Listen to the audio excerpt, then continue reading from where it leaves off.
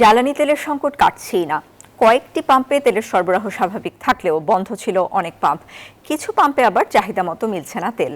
জ্বালানি মন্ত্রণালয় বলছে অবৈধ মজুতের কারণেই এই সংকট তৈরি হয়েছে। এ পর্যন্ত অবৈধভাবে মজুত করা 2 লাখ টনের বেশি তেল উদ্ধার করা হয়েছে। সোমবার সচিবালয়ে সাংবাদিকদের এসব কথা বলেন মন্ত্রণালয়ের যুগ্ম সচিব মনির হোসেন চৌধুরী। রাজধানীর 7 রাস্তা মোড় অলস সময় পার করছেন পাম্পের কর্মীরা। পাম্পে অকটেন ফুরিয়েছে, ডিজেলও প্রায় শেষ। অপেক্ষা ডিপো থেকে তেলবাহী গাড়ি আসার। এক পাম্প থেকে আরেক পাম্পে ঘুরছেন গ্রাহকেরা। কোথাও পাম্প বন্ধ, কোথাও আবার দীর্ঘ লাইন। ভোগান্তি চরমে। তবে ফিলিং স্টেশন কর্তৃপক্ষ বলছে পাম্পে যতক্ষণ তেল আছে তার সরবরাহ করছেন। বসুন্ধরা টিস্যু, অশুদ্ধতার বিরুদ্ধে এক বিন্দুও ছাড় নয়। ম্যাক্সিমাম পাম্পই বন্ধ, আপনার 2-4টা পাম্প দিচ্ছে।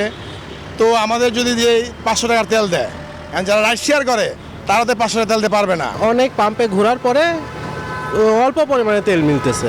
বর্তমানে আমরা আমাদের চাহিদা মতোই যেটুকু রিকোয়ারমেন্ট, আমাদের এই পার ডে আমরা রিকোয়ারমেন্ট দিই, অনুযায়ী আমরা অকটেনটা পাচ্ছি, পেট্রোলটা পাচ্ছি।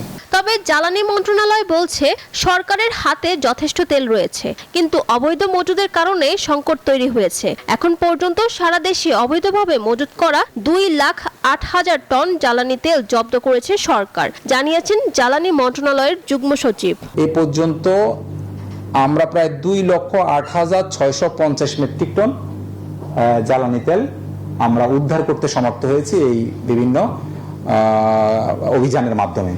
তার মধ্যে আমরা একটু ভাগ করে দিয়েছি যে ডিজেলে কতটুকু, অকটেনে কতটুকু এবং পেট্রোলে কতটুকু। তিনি জানান সংকট মোকাবেলায় ভারত থেকে 22,000 টন ডিজেল আমদানি করা হয়েছে। চলতি সপ্তাহে বিভিন্ন উৎস থেকে আসবে আরও 54,000 টন জ্বালানি তেল।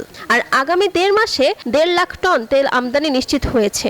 দুটা কার্গো, একটা 30 মার্চ, একটা 3 এপ্রিল, এই দুটো আমরা পাচ্ছি, এটা একদম কনফার্ম চলে আসছে। এখানে আমার প্রায় 54,600 মেট্রিক টন। আগামী 2 মাসের মধ্যে রাশিয়া থেকে 6 লাখ মেট্রিক টন তেল আমদানি করতে যুক্তরাষ্ট্রকে চিঠি দেওয়া হয়েছে বলেও জানান তিনি। ফারজানা রিয়া, নিউজ 24, ঢাকা।